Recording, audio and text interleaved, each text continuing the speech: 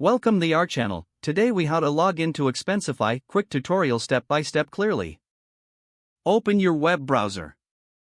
Type in the URL for Expensify.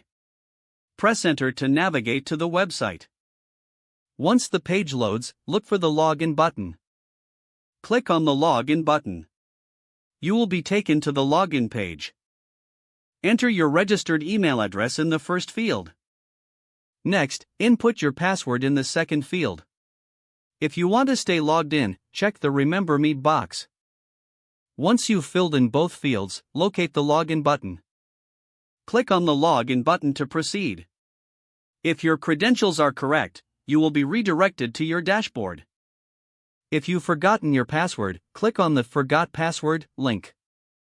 Follow the prompts to reset your password. After logging in, explore the features available on your dashboard. You are now ready to use Expensify for your expense management. If the page does not load, refresh the browser or try again in a private or incognito window. Make sure you are using the correct email address, then retype it carefully to avoid small typos. If your password is not accepted, use the reset option and create a new strong password you can remember.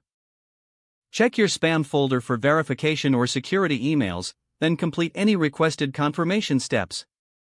Enable two-factor authentication if available to improve account security and reduce unauthorized access risk. After signing in, review your profile details so your contact information and settings are accurate and current. If you see an error message, note it down and try again after restarting your device and internet connection. Log out when you finish, especially on shared devices, to keep your account and payment information secure.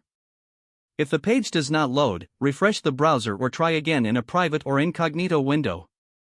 Make sure you are using the correct email address, then retype it carefully to avoid small typos. If your password is not accepted, use the reset option and create a new strong password you can remember. Check your spam folder for verification or security emails, then complete any requested confirmation steps. Don't forget to like this video and subscribe to our channel for more step-by-step tech guides.